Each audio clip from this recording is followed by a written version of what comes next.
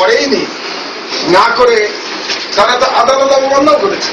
আজকে তো আদালত অবমাননার বিচার সরকারের বিরুদ্ধেই হওয়া উচিত, কারণ তারা তো হাইকোর্টের রুল মানেনি। এবং যাদেরকে ধরার কথা ছিল রুল অনুযায়ী তাদেরকে সরকার গানম্যান দিয়েছে, তাদেরকে নিরাপত্তা দিয়েছে। যাকে অ্যারেস্ট করার কথা হাইকোর্ট থেকে নির্দেশ অ্যারেস্ট করবার, তাকে গানম্যান দেওয়া হয়েছে কার পয়সায়? আপনার আমার পয়সায়। কারণ গানম্যানের যে বেতনটা সেটা আমরা দিই, আমাদের ট্যাক্সের পয়সা দিয়েছি বেতনটা দেওয়া। তারপরে আসুন, আপনারা বলছেন যে এটা নাকি একটা গণতান্ত্রিক আন্দোলন। গণতান্ত্রিক আন্দোলনে কি খুন করার প্রকাশ্যে ঘোষণা দেওয়া হয় নাকি? আমার জানা ছিল বাপ্পাদিত্য নামে এক ব্যক্তি, চিহ্নিত খুনি, লগি বৈঠার আন্দোলনের খুনি, সে ওখানে দাঁড়িয়ে আমাকে খতম করার হুমকি দিয়েছে এবং সেটা সকল পত্র পত্রিকায় মিডিয়ায় বেরিয়েছে যে বাপ্পাদিত্য আমাকে খুন করার হুমকি দিয়েছে। তাহলে বাংলাদেশে যদি আইনের শাসন থাকতো এবং পুলিশের নাকের ডগায়, পুলিশের ঘেরের মধ্যে দাঁড়িয়ে একজন বাংলাদেশের আরেক নাগরিককে খুনের হুমকি দিচ্ছে, তাহলে তার বিরুদ্ধে আজ পর্যন্ত কোনো মামলা কেন দায়ের হলো? তাহলে এটাকে কি আমি ধরে নেব না যে এটা সন্ত্রাসবাদে উস্কানি দেওয়া হয়েছে এবং সন্ত্রাসবাদে উস্কানি দেওয়ার জন্য স্বয়ং সরকার এটা দায়ী? আজকে জঙ্গিবাদের উত্থানের জন্য স্বয়ং সরকার দায়ী, শেখ হাসিনা দায়ী? এটা কি আমরা বলতে পারি না? এবং এই যে আদালত অবমাননার, আদালতের এত সেন্সিটিভ, কিছু বললেই আদালত অবমাননা হয়। আমি জানেন আপনারা দুটো আর্টিকেল লেখার জন্য 7 মাস জেল কেটেছি। তো ওখানে যে সারাক্ষণ একটা বিচারাধীন মামলাগুলো নিয়ে ফাঁসি চাই ফাঁসি চাই, জবাই করো জবাই করো স্লোগান দেওয়া হলো, এটা আদালত অবমাননা হলো না? আদালত কথায় কথায় এক একজনকে সুমোটো রুল জারি করেন যে আপনারা বিচারাধীন বিষয় নিয়ে কোনো কথা বলতে পারবেন না। সরকারের 2-1 মন্ত্রীর বিরুদ্ধে রুল জারি করেছে, মাপ চেতে হয়েছে সুরঞ্জিত সেন, মাপ চেতে হয়েছে সাজেদা চৌধুরীকে। তাহলে এদের জন্য কি আদালতের ঊর্ধ্বে এরা শাহবাগ? তাহলে শাহবাগ কি আজকে প্যারালাল রাষ্ট্র? মানে শাহবাগে কোন রাষ্ট্রের নিয়ন্ত্রণ নাই? আমার বিরুদ্ধে উস্কানির মামলা দেওয়া হচ্ছে, তাহলে 17 দিন ধরে শাহবাগে কি করা হলো?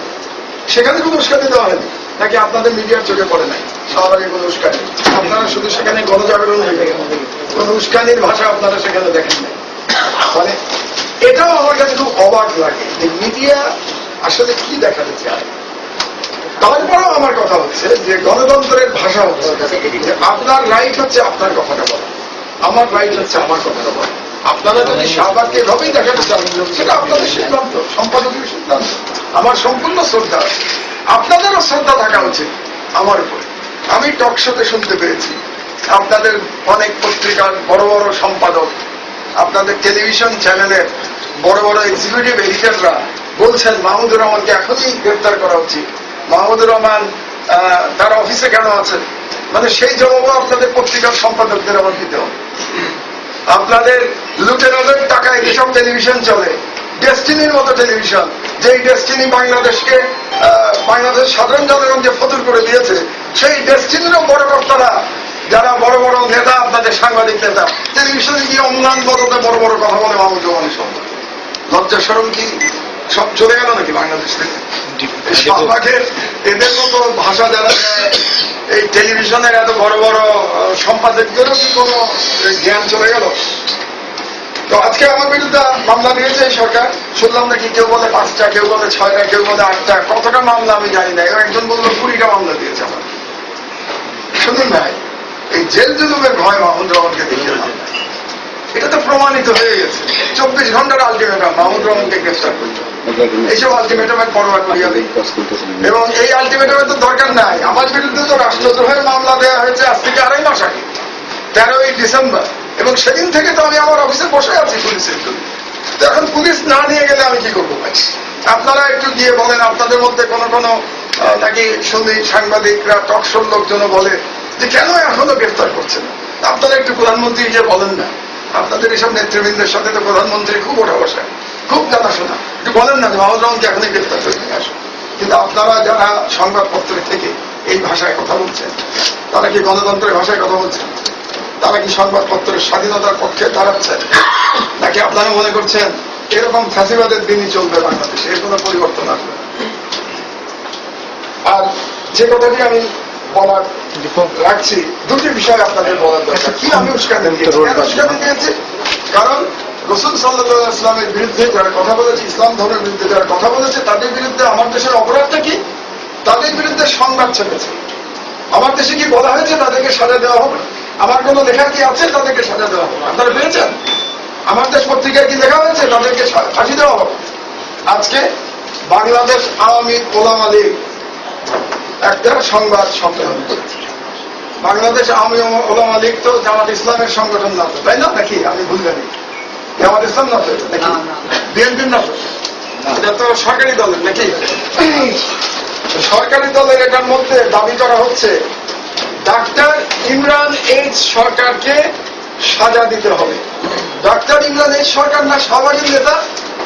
তো শাহবাগের নেতার সাজা দাবি করছে আওয়ামী ওলামা লীগ, তাহলে আমি উস্কানি দিলাম কোথায়? ফাঁসি দাবি করছে আওয়ামী ওলামা লীগ, তাহলে উস্কানি দিচ্ছে তো আওয়ামী ওলামা লীগ। এবং এখানে আরেকজনের নাম আছে, আহমেদ রাজীব হায়দার সুমন। তিনি কে? কিছুদিন আগে মারা গেছেন, সেই তো নাকি? তো তাকে না শেখ হাসিনা নিজে বললো শহীদ। তো শেখ হাসিনা যাকে শহীদ বলছে, তোফায়েল আহমেদ যাকে শহীদ বলছে, তার শাস্তি দাবি করছে বাংলাদেশ আওয়ামী ওলামা লীগ। তাহলে এই সরকারের ওই যে একটা কথা ছিল না যে সরকারের মাথা খারাপ হয়ে গেছে, মাথা খারাপ হওয়ার বোধহয় আরো কিছু বাকি আছে নাকি? পার্লামেন্টে যাকে শহীদ বলা হয় তার ফাঁসি দাবি করে আওয়ামী ওলামা লীগ। আর একটা জিনিস একটু বলা দরকার, তারপরে আমার বক্তব্যের শেষ অংশে আমি চলে যাব। শাহবাগ আন্দোলনের একজন অন্যতম নেতা, আমাদের অত্যন্ত প্রিয় লেখক, তার লেখা আমি খুব পছন্দ করি, ডক্টর জাফর ইকবাল। খুব নাম করা মানুষ, এবং উনি তো একজন বড় নেতা শাহবাগ আন্দোলন। তো আমি যতদূর জানি হুমায়ুন আহমেদ তার বোধহয় বড় ভাই, যদি আমি ভুল না জেনে থাকি। আমি আপনাদের মতো লেখাপড়া জানি না হয়তো, তো হয়তো হুমায়ুন আহমেদের ভাই। ওনার একটা লেখা, এই বইটার নাম হচ্ছে আপনারে আমি খুঁজিয়ে বেড়াই। উনি তো ওখানে ফাঁসি দেওয়া চাই এবং জবাই করার পক্ষের লোক, এবং ওই রকমই বক্তৃতা বিবৃতি করেছেন। আমি হুমায়ুন আহমেদ সাহেবের এই বইয়ের 311 পৃষ্ঠা এবং 312 পৃষ্ঠার দুটো লাইন আপনাদের তরুণ প্রজন্মের জন্য পড়ে শোনাচ্ছি। একটা হলো, আমার নানা যান দীর্ঘদিনের মুসলিম লীগ কর্মী, তখন শান্তি কমিটির সভাপতি হয়েছে। তার মানে হুমায়ুন আহমেদের নানা যান শান্তি কমিটির সভাপতি ছিলেন। তারপরে আর দুটো লাইন, 312 পাতা, তাকে মরতে হয় মুক্তিযোদ্ধাদের হাতে। তারপরে লাইন, তার মতো অসাধারণ একজন মানুষ মুক্তিযোদ্ধাদের হাতে মারা গেলেন, এই দুঃখ আমার রাখার জায়গা। এটা বলছেন হুমায়ুন আহমেদ। তাহলে মুক্তিযোদ্ধাদের হাতে অসাধারণ মানুষও মারা গেছে নাকি? আমি তো জানতাম সব রাজাকার আর সব মানে জঘন্য লোকজন সব মারা গেছে, কিন্তু হুমায়ুন আহমেদ বলছেন অসাধারণ লোকেরা মারা গেছে।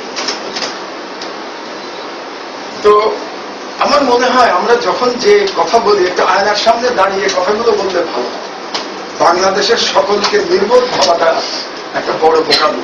কাজে যারা আজকে শাহবাগ আন্দোলনের নামে বাংলাদেশের জঙ্গিবাদ উস্কে দিচ্ছেন, যারা সন্ত্রাসবাদ উস্কে দিচ্ছেন, তাদের নিজেদের চেহারা নিয়ে একটা আয়নায় দেখা উচিত। আমি সর্বশেষ যেটা বলতে চাচ্ছি যে এই যে ফ্যাসিবাদ এবং ধর্মদ্রোহীদের বিরুদ্ধে আমার দেশের যে সম্পাদকীয় অবস্থা, ইনশাআল্লাহ সেটা অব্যাহত থাকবে। আমি জেলে থাকি, জেলের বাইরে থাকি, আমার দেশের সম্পাদকীয় অবস্থানের কোনো পরিবর্তন হবে না। কারণ আমরা সাংবাদিকের স্বাধীনতার জন্য লড়াই করছি, আমরা আদালতের স্বাধীনতার জন্য লড়াই করছি, আমরা গণমানুষের বিচার প্রাপ্তির জন্য লড়াই করছি। এখানে কারো কোনো ব্যক্তিগত প্রাপ্তি নাই আমার।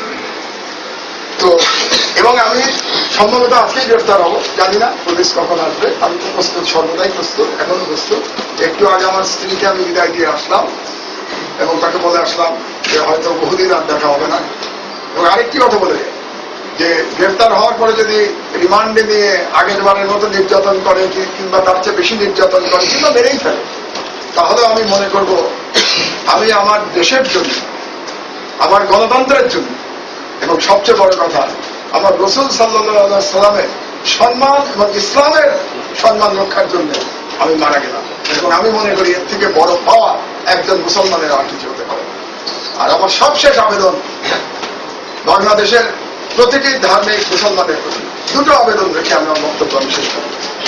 আপনারা অনেকেই হয়তো জানেন যে হযরত মুহাম্মদ সাল্লাল্লাহু আলাইহি ওয়াসাল্লাম সোমবারে জন্মগ্রহণ করেছিলেন এবং সোমবারে তিনি মৃত্যুবরণ করেছিলেন। আজকে শাহবাগের যে বিপদগামী তথাকথিত তরুণ প্রজন্ম হযরত মুহাম্মদ সাল্লাল্লাহু আলাইহি ওয়াসাল্লামকে এভাবে অশালীন, অশ্লীল, কুরুচিকর ভাবে আক্রমণ করেছে, তার সম্মানহানি করেছে, তার প্রতিবাদে আপনারা যারা ইসলামে বিশ্বাস করেন তারা আগামী সোমবার একটা রোজা রাখবেন। এটা আমার কাছ থেকে আপনাদের কাছে অনুরোধ।